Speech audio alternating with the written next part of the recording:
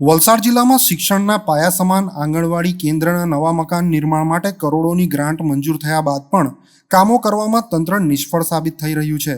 જિલ્લાની કુલ 1916 આંગણવાડી કેન્દ્ર પૈકી 1422 આંગણવાડી કેન્દ્રોના પોતાના મકાન છે, જ્યારે 494 કેન્દ્રના પોતાના મકાન ન હોય જે તે ગામમાં ભાડાના મકાનમાં કે અન્ય આંગણવાડી બહેનોના ઘરે કાર્યરત રાખ્યા છે.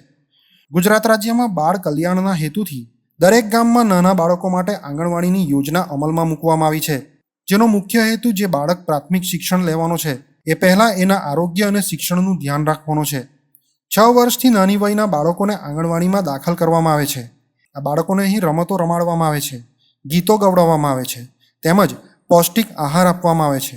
એ માટે સરકારની વિવિધ યોજનાઓ થકી તેમજ CSR હેઠળ કે દાતાઓ થકી આંગણવાડી કેન્દ્રો બનાવવામાં આવે છે. જોકે વલસાડ જિલ્લામાં આંગણવાડી કેન્દ્રોની સ્થિતિ અંગે વલસાડ DDO તરફથી મળેલી વિગતો મુજબ જિલ્લામાં કુલ 1916 આંગણવાડી કેન્દ્રો છે, જે પૈકી 1422 આંગણવાડી કેન્દ્રોના પોતાના મકાન છે, જ્યારે 494 કેન્દ્રના પોતાના મકાન ન હોય જે તે ગામમાં ભાડાના મકાનમાં કે અન્ય આંગણવાડી બહેનોના ઘરે કાર્યરત છે. વલસાડ જિલ્લામાં 344 આંગણવાડી કેન્દ્રોના મકાન બનાવવા આયોજન હાથ ધરાયું હતું, જે પૈકી 314 મકાનની વિવિધ યોજના હેઠળ મંજૂરી મેળવીને તે તમામ કેન્દ્રોના કામ હાલ પ્રગતિમાં છે. જિલ્લામાં કુલ 253 એવા કેન્દ્રો પણ છે જે જર્જરિત છે, એટલે તે કેન્દ્રો અન્યત્ર ભાડાના મકાનમાં ચાલી રહ્યા છે. તો જિલ્લામાં 494 કેન્દ્ર આજે પણ જમીનના અભાવે બની શક્યા નથી. વલસાડ જિલ્લામાં કુલ 6 તાલુકા છે, જે તમામ તાલુકા મુજબ આંગણવાડી કેન્દ્રોની સ્થિતિ જોઈએ તો વલસાડ તાલુકામાં કુલ 414 આંગણવાડી કેન્દ્ર છે, જે પૈકી 289 આંગણવાડી કેન્દ્રોના પોતાના મકાનો છે, જ્યારે 125 આંગણવાડી કેન્દ્રોના પોતાના મકાનો નથી. 39 આંગણવાડી એવી છે કે જે જમીનના અભાવે બની જ નથી, જ્યારે 69 આંગણવાડી કેન્દ્ર હાલ જર્જરિત હાલતમાં છે. 86 આંગણવાડી કેન્દ્ર પાસે જમીન ઉપલબ્ધ છે, જે પૈકી 16 આંગણવાડી કેન્દ્રની ફાળવણી બાકી છે, જ્યારે 70 આંગણવાડી કેન્દ્રના કામ આયોજનમાં લીધા છે અને તે તમામ કામ હાલ પ્રગતિ હેઠળ છે. વાપી તાલુકામાં કુલ 208 આંગણવાડી કેન્દ્ર પૈકી 146 આંગણવાડી કેન્દ્રોના પોતાના મકાનો છે, 62 આંગણવાડી કેન્દ્રોના પોતાના મકાનો નથી, 44 આંગણવાડી કેન્દ્રો જમીનના અભાવે બની શક્યા નથી, 19 જર્જરિત છે, જે પૈકી 17ના કામ હાલ પ્રગતિ હેઠળ છે.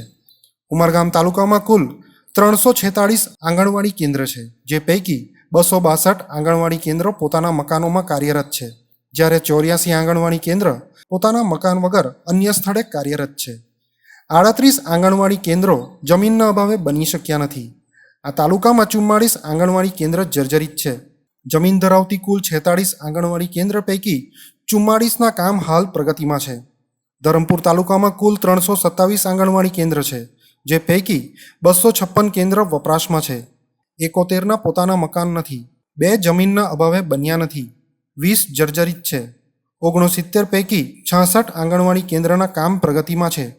કપરાડા તાલુકામાં કુલ 373 આંગણવાડી કેન્દ્રમાંથી 283 કેન્દ્રના પોતાના મકાનો છે, 90 આંગણવાડીના પોતાના મકાનો નથી, 3ની જમીન નથી, 69 કેન્દ્ર જર્જરિત છે. જમીન ધરાવતા 87 આંગણવાડી કેન્દ્રમાંથી 86ના કામ પ્રગતિ હેઠળ છે. વલસાડ જિલ્લામાં 0 થી 6 વર્ષના કુલ 87,089 બાળકો છે, જેમાંથી 3 થી 6 વર્ષના 38,123 બાળકો છે.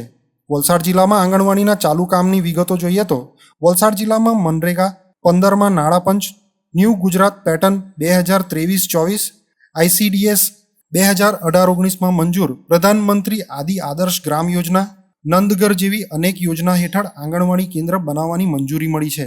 પરંતુ અન્ય એવી પણ આંગણવાડીઓ છે જે જમીન ઉપલબ્ધ ના હોવાને કારણે મંજૂરી મળ્યા બાદ પણ બની શકી નથી.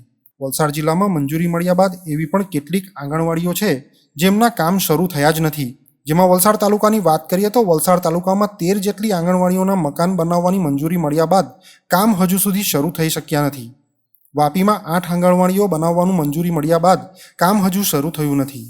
ધરમપુરમાં 24 આંગણવાડીઓ એવી છે જેમના મકાન બનાવવાની મંજૂરી મળી છે, પરંતુ કામ હજુ શરૂ થયા જ નથી. એટલે આવી આંગણવાડીઓ ભાડુતી મકાનમાં, કોઈના રહેમ નજર હેઠળ, વૃક્ષો નીચે કે કાચા ઝૂંપડામાં ચાલી રહી છે, જે બાબત નિંદનીય છે. દિન પ્રતિદિન આંગણવાડી સંચાલન આધુનિક કરવામાં આવી રહ્યું છે, તેની સામે આંગણવાડીઓમાં પાયાની સુવિધાનો અભાવ પણ વર્તાઈ રહ્યો છે. જર્જરિત આંગણવાડીઓ, કાર્યકરોને આપવામાં આવેલા હલકી ગુણવત્તાના મોબાઈલ ફોન, ગ્રામીણ વિસ્તારમાં મોબાઈલ ટાવર ફ્રીક્વન્સીની સમસ્યા, આંગણવાડીના મકાનોનો અભાવ જેવી અનેકો સુવિધાથી આંગણવાડી કાર્યકરો ભારે અવગડ અનુભવી રહ્યા છે. મકાનના અભાવે સામાન રાખવાનું તેમજ રસોઈ બનાવવાની પણ મુશ્કેલી પડે છે. અત્રે નોંધનીય છે કે હાલમાં જ ઉમરગામ તાલુકા પંચાયત કચેરી ખાતે ધારાસભ્ય રમણભાઈ પાટકરના અધ્યક્ષ સ્થાને આંગણવાડીના મકાનની સ્થિતિ અંગે સમીક્ષા બેઠકનું આયોજન કરાયું હતું, જેમાં તેઓએ આ અંગે સંપૂર્ણ માહિતી માંગી હતી. આવી તત્પરતા જિલ્લાના અન્ય ધારાસભ્યો પણ દાખવે તે જરૂરી છે, કેમ કે શિક્ષણના પાયા સમાન આંગણવાડી કેન્દ્રની પાયાની સુવિધા એટલે કે મકાનનો અભાવ અનેક બાળકોના ભાવિને અસર કરી રહ્યા છે.